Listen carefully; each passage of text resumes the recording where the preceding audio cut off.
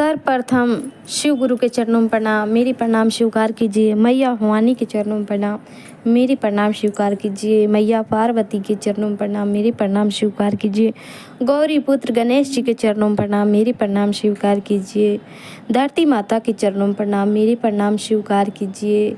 साहेब भैया के चरणों में प्रणाम, मेरी प्रणाम स्वीकार कीजिए। साहेब दीदी के चरणों में प्रणाम, मेरी प्रणाम स्वीकार कीजिए। सभी देशवासियों, गुरु भैया और दीदी के मेरे तरफ से प्रणाम है, प्रणाम को स्वीकार कीजिए।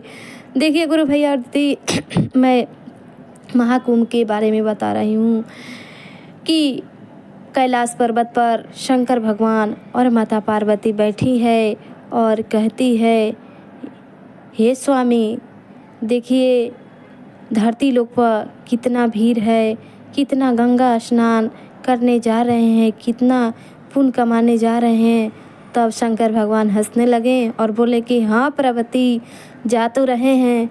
तब माता पार्वती कहने लगी कि आप क्यों हंस रहे हैं। तब बताने लगे भगवान भोलेनाथ की ठीक है चलो यहाँ पे मैं नहीं बताऊंगा, तुमको धरती लोक पर चल के बताऊंगा। तो माता पार्वती और शंकर भगवान धरती लोक चले आए और धरती लोक आके बुढ़िया और बूढ़े के भेष पकड़ लिए और शंकर भगवान और माता पार्वती इतना बूढ़े हो गए कि मतलब चल नहीं सके, मतलब इतना अपना रूप बदल दिए भगवान भोलेनाथ और शंकर भगवान। माता पार्वती की शंकर भगवान क्या किए कि एक गड्ढा नाला कीचड़ था उसी में अपने गिर पड़े और बोलने लगे माता पार्वती से कि देखो पार्वती अगर कोई भी आवे स्नान करने के लिए तो तुम बताना कि मेरा पति गिर गया है, उठा दीजिए भैया लो, दीदी लो, तुम इतना ही कहना, इतना गुहार लगाना। माता पार्वती गुहार लगाती रही, जितना भी आते थे वो देख देख के हंसी कर कर के चले जाते थे। और शंकर भगवान और पार्वती माता अपने में बोले कि देखो पार्वती कैसे लोग स्नान करने आ रहे हैं, कैसे पुण्य कमाने आते हैं, लोग देखा दिखावी करने आ रहे हैं यहाँ पे। इसमें हजारों करोड़ों लोग हैं स्नान करने वाला, लेकिन इसी में एक होगा जो हम दोनों का सेवा करेगा। तो इतना कहते कहते कितना जनाए कितना दिन चल नहीं, मेरे को स्नान करने में लेट हो जाएगा।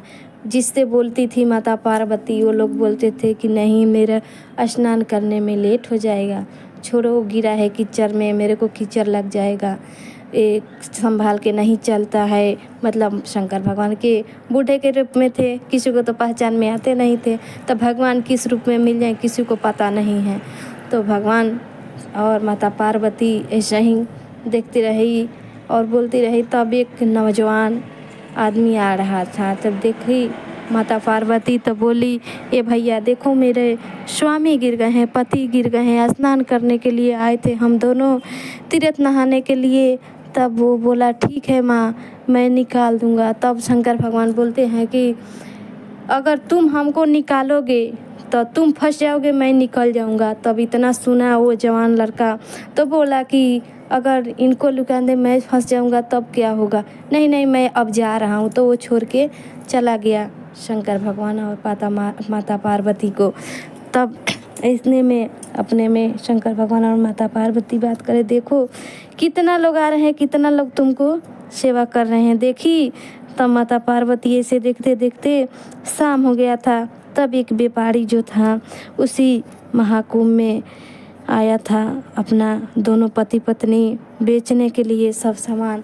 तब वो बेचारा शाम था आ रहा था, तब बोला देखा कि माता पार्वती बोली कि ये भैया देखो मेरे पति गिर गए हैं कीचड़ में नाले में, मैं स्नान करने के लिए आई थी, ये गिर गए हैं। तो वो बोला कि ठीक है माता घबराओ मत, मैं निकाल दूंगा।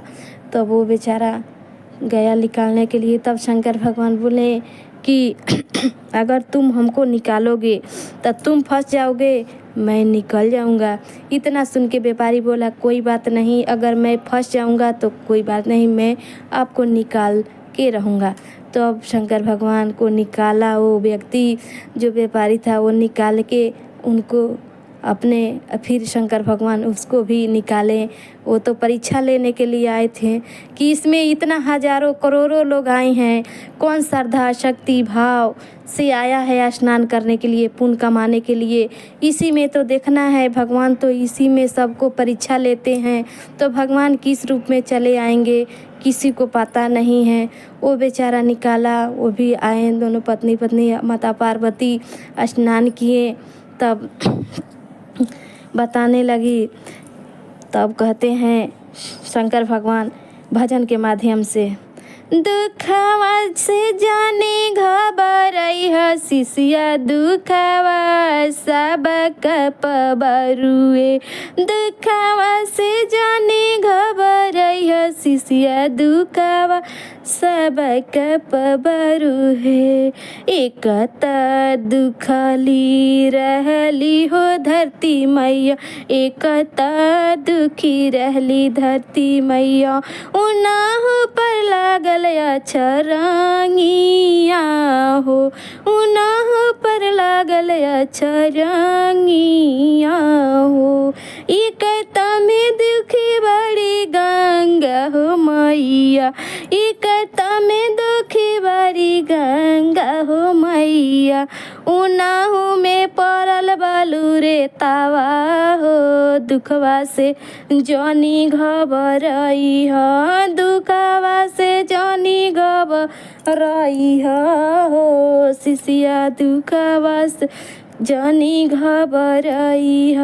दुखवा तो सब कप बरुए, एक में दुखी रहले चांद सूरज, एक में दुखी रहले चांद सूरज। उनाहु पर लागल गरहनवा हो, उनाहु पर लागल गरहनवा हो। दुखवा सब कप बरुए, दुखवा से जनी घबराई हो शिष्या, दुखवा सब कप बरुए। एक में दुखी रहली सीता हो मैया, एक में दुखी रहली सीता हो मैया। उनाहु के मिलल बारहो बरिस के बनवा सवा, उनाहु के मिलल बारहो बरिस के बनवा सवा। दुखवा से जनी घबराई हो शिष्या, दुखवा सब कप बरुए। दुखवा से जनी घबराई हो शिष्या, दुखवा सब कप बरुए। एक में दुखी रहले हरिंदर हो भैया, एक में दुखी रहले हरिंदर हो भैया। 14 बरस रहले सामा सामावा हो, तब मिलल 3 सूत्र ज्ञानवा। 14 बरस रहले बनवा सवा हो, तब मिलल 3 सूत्र ज्ञानवा। दुखवा से जनी घबराई हो शिष्या, दुखवा सब कप बरुए। दुखवा से जनी घबराई हो शिष्या, दुखवा सब कप बरुए।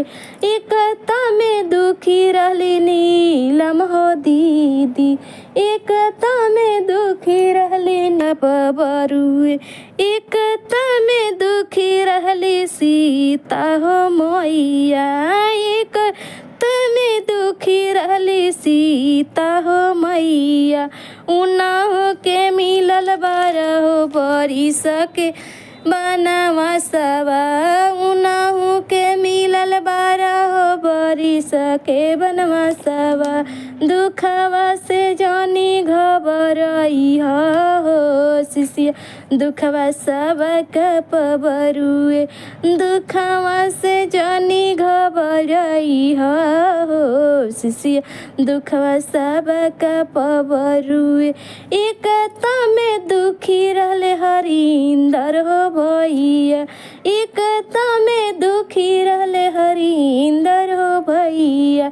14 बरस रहले सामा सामावा हो, तब मिलल मिलल 3 सूत्र ज्ञानवा 14 बरस रहले बनवा सबा हो तब मिलल 3 सूत्र ज्ञानवा दुखवा से जानी घबराई हो शिष्या दुखवा सबा का पबरुए दुखवा से जानी घबराई हो शिष्या दुखवा सबा का पबरुए एकता में दुखी रहली नीलम हो दीदी एकता में दुखी रहली नीलम हो दीदी तब जाके मिलल 3 सूत्र ज्ञानवा हो दुखवा सबका पबरुए दुखवा से जानी घबराई हो